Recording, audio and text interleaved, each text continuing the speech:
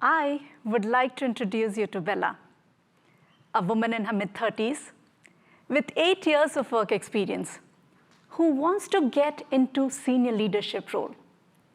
So in order to fulfill her dreams and aspirations, she enrolls herself for executive MBA program focused on data-driven decision-making. This was a big deal, as no one from Bella's family has ever gone to a college, and that too moved to another country for it. Bella has to leave her husband, her child, and her extended family back in her own country to come to US to pursue this degree. It was hard, but she knew she was doing it for a reason, as she believed after this degree, she can give her family a better future. I was fortunate to be her professor in data strategy course during the program. I saw Bella working really hard during the 18 months of the program. As the course was coming to an end, she needed to land up in a job quickly, because if she doesn't, she will have to go back to her country because of visa rules. A big tech organization shortlisted her resume and invited her for interview. Bella took this opportunity very seriously, prepared for every possible question they can ask, met all her professors, and we discussed how to best handle some of the tough questions. We all were super proud on how prepared she was for the interview. Finally, the interview day arrived. I still remember it was a bright, sunny morning. But when I met Bella before the interview, I found she was nervous. Her voice was low, hands were sweaty, they were shaking, breath was shallow, and she shared she's worried about things going wrong, and there's a lot at stake. I immediately understood she needed to calm down.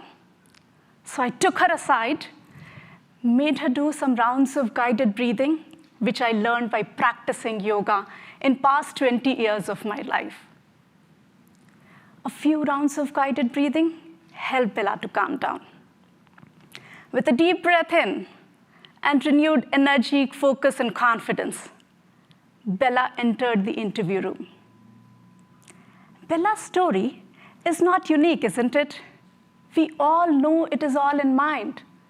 When mind is in positive, right frame, everything seems to be possible.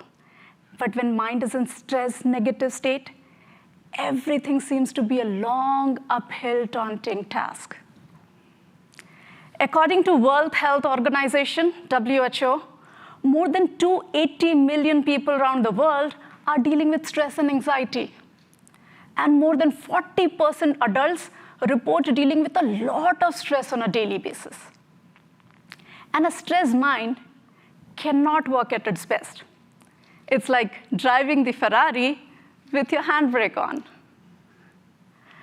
As an educator, my most important goal is to instill in the minds of future leaders that leadership is not a milestone. It is a mindset of giving your best in all dimensions of life, in family, among friends, among peers, in organization, and society at large. Raise your hands if you believe you're giving your best in all dimensions of your life. Thank you so much for your participation. When I ask this question in my classes across India, US, and Singapore, there's hardly 10% of the cohort who would answer it with a confident yes. And intrigued by the reality, they share that their performance level can be much better than their current level. But there's something that is stopping them. Their performance and productivity is not at its peak. Research suggests that even after so many productivity tools, and now AI supporting our human intelligence, there's still constant feeling of tiredness, overwhelmness, fear of missing out, fear of competition that continues to occupy mind space of individuals.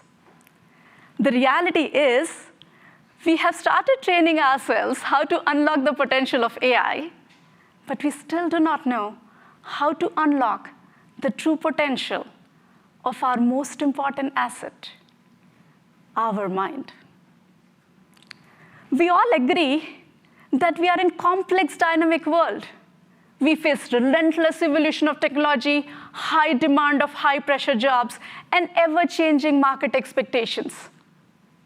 So the question arises, how do we develop mindset of a true leader that is ready to give its best in all spheres of life? To answer this, I would like to take you back in time, 5,000 years ago, to ancient knowledge scripted in Sanskrit in Indian scriptures like Patanjali, Yoga Sutra, and Bhagavad Gita, giving us toolkit to unlock our true potential. Let's think about this. What was the first thing we did when we arrived on this planet? Continued doing it in every moment of our life since then, and will be the last thing we do when we leave this planet. The answer is much closer to you. It's your breath. And breath being such an important aspect of our life cannot be just another involuntary activity happening inside us, isn't it? But very rarely in our formative years, we were told how to utilize the power of breath, which is well documented in ancient scriptures as pranayama, which involves simple breathing exercises. The knowledge suggests that when we align ourselves with the natural rhythm of breath, we can reach to a level of enhanced productivity and positivity. The instant shift in the mindset that we experience, even after a few rounds of controlled breathing, is of profound importance for leaders, as it makes you more self-aware. It is important for people like you and I, who lead hectic lives balancing multiple tasks. Adopting these practices can boost our energy, confidence, wisdom, and efficiency, ultimately molding us to be better leaders. I started practicing pranayama at a very early age in my life, and it has been a truly transformative journey. The transformational power of pranayama is backed by research, and hence I started adopting it as part of my classes. Blending ancient knowledge with modern-day curriculum is required to nurture leaders who can lead with impact. I recently taught a course to a group of industry leaders on data strategy, who came to the course with a mental block that they are not data people, and hence they do not have the required skill set to lead in today's competitive environment. As part of this workshop, I not only introduced them to data skills, but also introduced them to simple breathing exercises, which help them to stay open to new opportunities. So let us experience the power of breath. We will learn a pranayama technique, which is done in 3 steps. In step 1, we'll take a deep breath in. In step 2, when you're on the top of your breath, you take another short breath in. And in step 3, you would do a long exhale of 8 counts. So I request you all to please sit straight. Check your spine, make it straight one more time. Shoulders relaxed, hands on your lap, open to the sky. And close your eyes, please. Let's take a deep breath in, another short breath in, and breathe out. 2, 3, 4, 5, 6, 7, 8. One more round together. Let's take a deep breath in, another short breath in, and breathe out. 2, 3, 4, 5, 6, 7, 8. One last round together, please. Let's take a deep breath in. Another short breath in. And breathe out. 2, 3, 4, 5, 6, 7, 8. You may open your eyes now. Recognize, how do you feel? You just learned one of the many pranayama techniques that the ancient knowledge offers.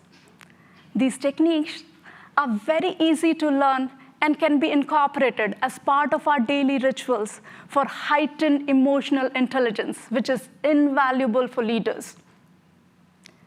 The best part about breathing is it can be done anytime, anywhere, and without anyone knowing it.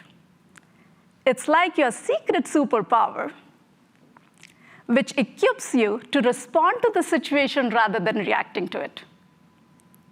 It can be used in situations like Bella faced. If you're wondering what happened to Bella, Bella got the job offer. She's working as senior data scientist in Bay Area and is able to provide a life to her family that she always dreamt of. So next time, if you find yourself in any kind of stress, juggling with your kids for the bedtime, a big talk or a presentation coming up, needing a creativity boost to think about your next big idea, or you're looking for a simple moment of peace, remember, just breathe.